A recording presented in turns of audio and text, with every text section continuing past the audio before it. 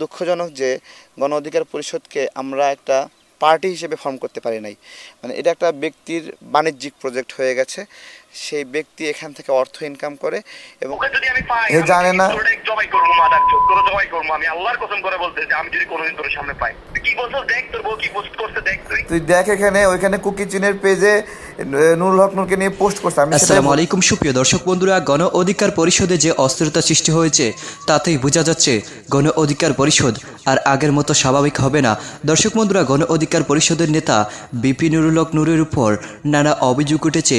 আর সেই সকল বিষয়গুলোকে কেন্দ্র করে যখন সারা দেশের মানুষ আলোচনায় মেতেছিল এবং সেই সাথে তার দলের রেজাপন্থী কিছু নেতারা তার উপর অভিযোগ তুলেছিল, তো দর্শক বন্ধুরা, যে অভিযোগগুলো আস্তে আস্তে সত্য হতে চলেছে আর সেই অভিযোগগুলোকে কেন্দ্র করে এবার তারেক রহমানকে বিপি নুরের কিছু গুন্ডা বাহিনী এমনভাবে হুমকি দিয়ে যাচ্ছে এবং সেই সাথে তারেক রহমানকে মেরে ফেলার হুমকি দিচ্ছে। তো দর্শক বন্ধুরা, অবশেষে মেহেদী এন্ড সাফাদির সাথে বৈঠককে কেন্দ্র করে তারেক রহমান এমন কিছু বিষয় তুলে ধরেছেন এবং সেই সাথে আপনাদের সামনে সেই কল রেকর্ডটি তুলে ধরব। অবশ্যই পুরো কল রেকর্ডটি শুনলে অবাক হয়ে যাবেন কিভাবে গণ অধিকার পরিষদে ব্যাপক অস্থিরতা সৃষ্টি হয়েছে এবং সেই সাথে তারেক রহমানকে মেরে ফেলার হুমকি দিয়েছে। তো দর্শক বন্ধুরা, চলুন আমরা প্রথমে সেই কল রেকর্ডটি দেখে নেই।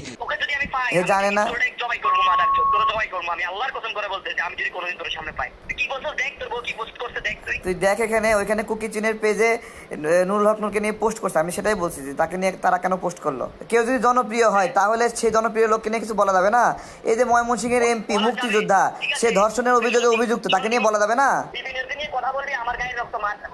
আরে বাবা, ধান্দাবাজি করে টাকা খাওয়াচ্ছে, আম বেচা ভালো না? বিপিনুরকে গিয়ে জিজ্ঞাসা করো। বিপিনুরকে এই দলে আমি সদস্য করছি এবং ওই সময় রাশেদ খান বিপিনুরকে বাদ দিছিল, তখন আমি ঢুকাইছি। আবার জনপ্রিয় হলেই মানুষের সমালোচনা করা যাবে না।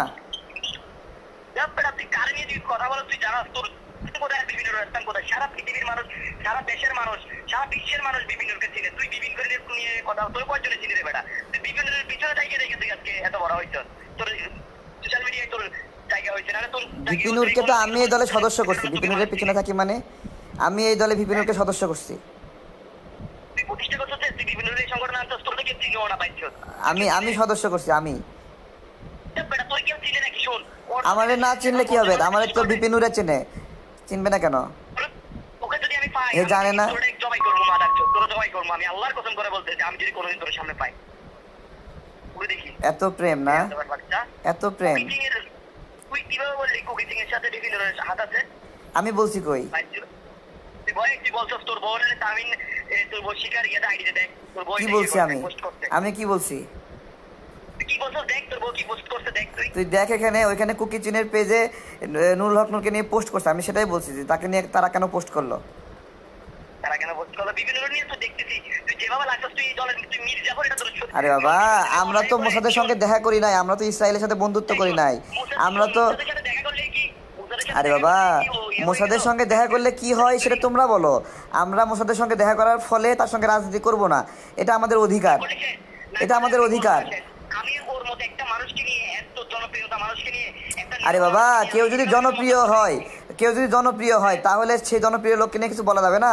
এই যে ময়মনসিংহের এমপি মুক্তিযোদ্ধা, সে ধর্ষণের অভিযোগে অভিযুক্ত, তাকে নিয়ে বলা যাবে না। কি বলা যাবে? কোনটা মিথ্যা? মানুষের টাকা দিয়ে বাড়িঘর করছে, তুই বাড়িঘরের কথা পর্যন্ত বলছো যে বিপিনুরে অন্যের টাকা দিয়ে বাড়িঘর করছে, 2 লক্ষ টাকা চুরি করছে। যখন চুরি করছে তখন তুই বলছ না কেন? তখন তো বলছি আমরা, তখন তো মাপ চাইছে।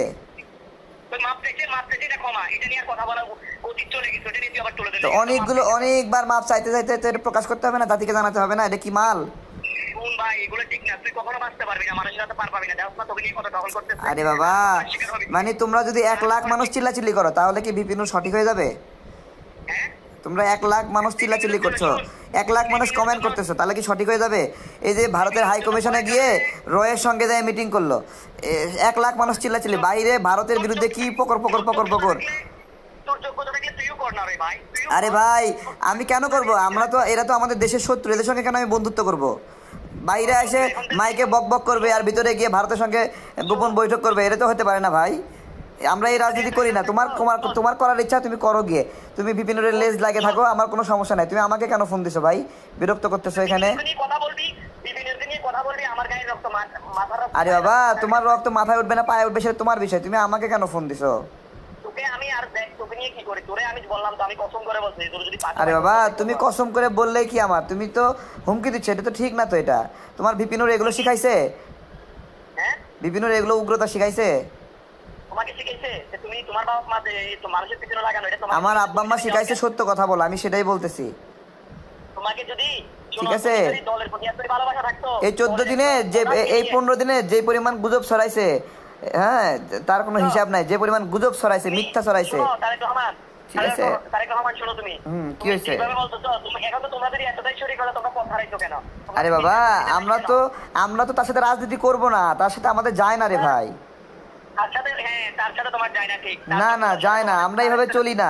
আমরা দলের টাকা মেরে খেয়ে আমার ভাই ব্রাদার শালা সম্বন্ধী এদের জন্য ব্যবসা বাণিজ্য করিনি আমরা। আমরা এটা যায় না এগুলো, আমরা দলকে দেই। আমাদের শুধু দেয়ার ইতিহাস, আমরা নেই না দল থেকে। তুমি আম ব্যাপারীগিরি করবা আর আম বেশি তো কি হয়েছে? আম বেচা ভালো তো, এটা মানুষের কাছ থেকে ধান্দাবাজি করে টাকা খাওয়াচ্ছে, আম বেচা ভালো না?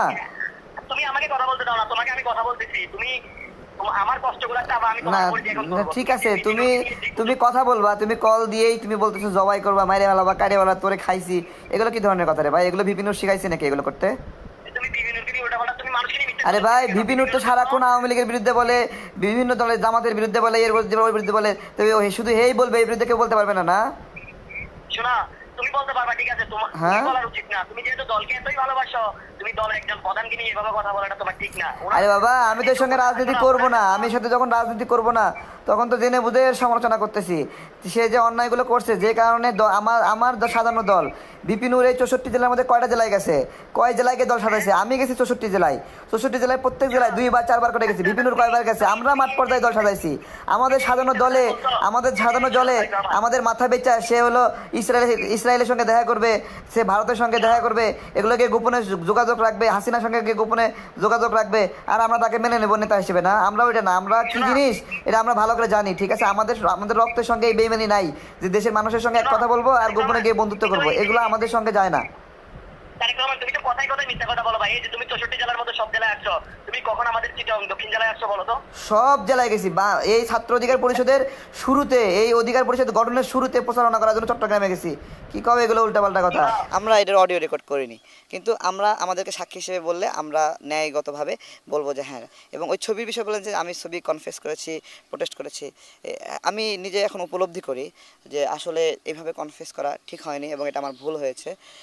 এবং এটা আমি বিভিন্ন সামাজিক যোগাযোগ মাধ্যমে বলেছি যে আমাদেরকে যেভাবে বোঝানো হয়েছিল, এবং ওই সময়টাতে এত মানে মারাত্মক একটা সিরিয়াস টাইট সিচুয়েশন ছিল যে কেউ যদি বিন্দু পরিমাণ সন্দেহ করে এই ছবির বিষয়ে, তাহলে তাকে সরকারের এজেন্ট মনে করা হচ্ছিল।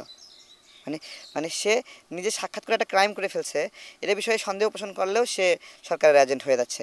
তো এই বিষয়গুলো আসলে মারাত্মক। আমরা দুঃখজনক যে গণ অধিকার পরিষদকে আমরা একটা পার্টি হিসেবে ফর্ম করতে পারি নাই। মানে এটা একটা ব্যক্তির বাণিজ্যিক প্রজেক্ট হয়ে গেছে।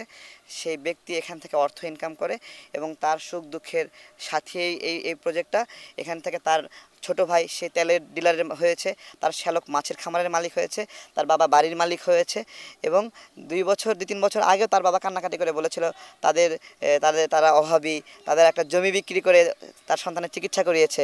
ঠিক আছে, এগুলো আরও অনেক বিষয় রয়েছে যে বিষয়গুলো আসলে ভেঙে ভেঙে বলে অনেক বিস্তৃত বিষয়টা। সে কেন এই জায়গাটাতে ছাড়তে চাচ্ছে না?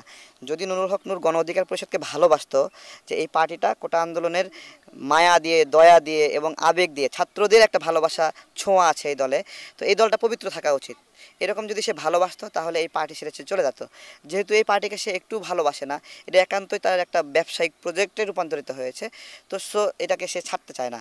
এবং সে একটা বিষয় খেয়াল করেছে, যখন রেজা কিবরিয়া তার নামে তদন্ত করছিল, তখনই সে বুঝে গেছিল রেজা কিবরিয়া তার নামে তদন্ত করছে, এবং তখন থেকে সে রেজা কিবরিয়াকে বিভিন্ন গালি দিচ্ছিল, বকা দিচ্ছিল, এবং বিভিন্ন মিটিংয়ে তার নামে উল্টাপাল্টা কথা বলছিল। যেমন বলছিল যে রেজা কিবরিয়াকে আনা ভুল হয়েছে, এক গাছের ছাল আরেক গাছে লাগে না, এই যে একটা কথা বলে ছেলেপেলের। তো দর্শক বন্ধুরা, আপনারা হয়তো এই পুরো ভিডিওটি দেখে এবং এই সকল কথাগুলো শুনে অবশ্যই বুঝতে পেরেছেন গণ অধিকার পরিষদে যে অস্থিরতা সৃষ্টি হয়েছে তাতেই বোঝা যাচ্ছে এখানে কোনো দ্বিপাক্ষিক কোনো অর্থ রয়েছে, যার কারণে এমন অস্থিরতা সৃষ্টি হয়েছে। তো দর্শক বন্ধুরা, এবং সেই সাথে গণ অধিকার পরিষদের সাবেক নেতা তারেক রহমানের এই সুন্দর কথাগুলো শুনে আপনাদের কাছে কি মনে হচ্ছে? তাহলে কি গণ অধিকার পরিষদের এই মাথাওয়ালা একজন নেতাই রয়েছে। তো দর্শক বন্ধুরা, আপনারা হয়তো এই পুরো ভিডিওটি থেকে এবং এই সকল কথাগুলো শুনে আপনাদের কাছে কি মনে হচ্ছে অবশ্যই কমেন্ট করে জানিয়ে দিবেন। তো দর্শক বন্ধুরা, ভালো থাকুন, সুস্থ থাকুন, আল্লাহ হাফিজ।